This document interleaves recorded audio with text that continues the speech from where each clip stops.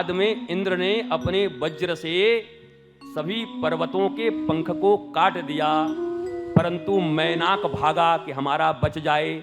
समुद्र के पास गया, बोला हमको छिपा ले तो हमारा बच जाएगा।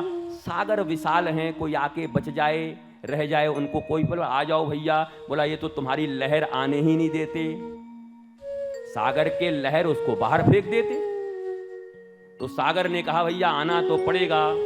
सागर के भीतर अगर आना चाहते हो तो लहरों को अतिक्रम करके आना पड़ेगा। ईश्वर और गुरु के सानिध्य में आना चाहते हो, किसी व्यक्ति से जहां तुम्हें जाकर के आनंद प्राप्त होने वाला है, तो लहरें तो वहां रहती हैं, लहरों से लड़ना पड़ेगा। जो लहरों को देख के ये भाग गए, उन्हें समुद्र की गहराई कहां से मिलेगी, उन्हें सागर की गहराई से परिचय कहां होगा।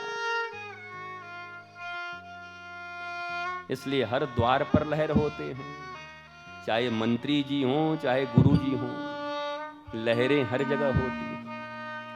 इन लहरों को पार करके आना है, रामपुर वाले, लहरों को पार करके आना है, क्योंकि सागर भीतर बहुत शांत है और ऊपर लहरें दिखाई पड़ती हैं।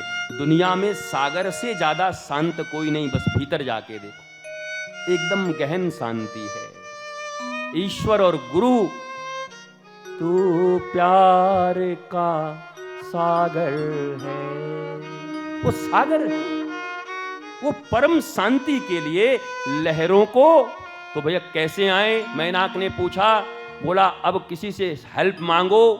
तो उन्होंने पवन से हेल्प मांगा, पवन देव से। बोला ऐसा हवा चलाओ कि लहर पीछे जाए, इसी में हम गड़ाप से नीचे चले जाएं।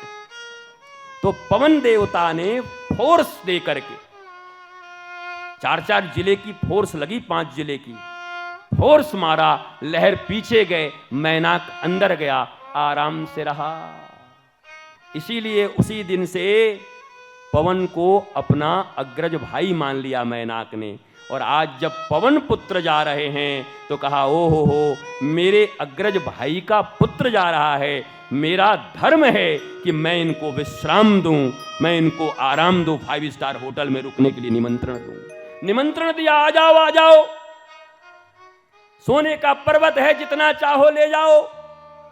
हनुमान जी ने अनादर नहीं किया, रिश्तेदारों का अनादर नहीं करते।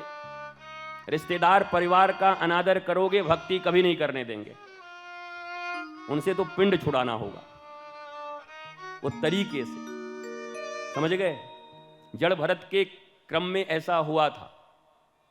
जड़ भरत ने क्या किया, उनको कोई कुछ करने ही नहीं दे, तो उन्होंने एक सिद्धांत बनाया। उनको कोई काम घर से कहा जाता तो नहीं कहते नहीं और सही करते नहीं,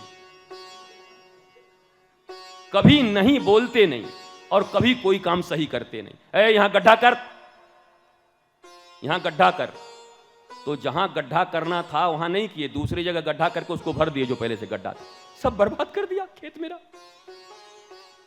चिड़िया उड़ा, खेत में मक्का लगा हुआ था, वो खेत में बैठे, बोला राम जी की चिड़िया राम जी की खेत, खा लो चिरई भर भर पेट। भाई ने कहा ये तो डुबा दिया, बर्बाद कर देगा। अंत में भाइयों ने कहा तू यहाँ के लायक है नहीं। उन्होंने धीरे से बोला मैं बोलना यही चाहता था, लेकिन बोलता तो खराब हो जाता, अब तुम निकालो हम। लोग कहते हैं क्या करें महाराज जी, घर में लोग छोड़ते नहीं, मैं ऐसा ट्रिक बताऊंगा कि एक रात में लात मार के घर से बाहर निकाल दो। तुम काहे को ऐसी बात बोलते हो कि घर वाले तुम्हें छोड़ते नहीं, कि परिवार छोड़ते नहीं। कि मैं छोड़ने की बात नहीं कह रहा हूं, पर हनुमान जी ने क्या किया, जब सोने का पर्वत आया, अंकल बन के आए, तो क्या क्या परसा, छुआ, उनको स्पर्श किया। बहुत बढ़िया अंकल जी, कहां से आया है? मकराना का है बेटा, इटली का भी इसमें लगा हुआ है, बेल्जियम से ये मंगवाए थे। अब कोई घर बनवाएगा रिश्तेदार तो क्या बताएगा तुमको, बेल्जियम से आए, बस कुटिया है, अपनी झोपड़ी है। इतना भारी मकान बना के और बोलता है झोपड़ी है, और फिर तुम कह दो कि ये कलर थोड़ा ऐसा लग रहा है देहाती आदमी हो क्या, ये कलर वहां से आया है। और तुम कह दो थोड़ा छोटा है, तो छोटा लग रहा है, इस शहर में इससे बड़ा मकान नहीं है। अबे तू ही तो झोपड़ी बोला है। हमारी कुटिया में आ जाइए। झूठा बेईमान। हम कह दें झोपड़ी तो जल मरेगा, अगर कुटिया में आ जाते। कुटिया तो हमारे आनंदम धाम में आओ, झोपड़ी हमारे आनंदम धाम में आज भी 21वीं सदी में है, जहां लाइट्स नहीं है, दीपक जलते हैं। रोज 1000 दीपकों से आरती होती है ठाकुर जी की। जब आओगे लगेगा 5000 वर्ष पहले वृंदावन में आ गए। झोपड़ी तो वहां है, कुटिया तो वहां है। तो कुटिया कहेगा, मानेगा भी नहीं। हनुमान जी ने प्रणाम किया, कहा काका जी मैं पापा को जरूर बताऊंगा कि आपने 5 स्टार का कमरा बुक करवाया था, लेकिन राम काज कीन्हे बिना मोहि कहाँ विश्राम।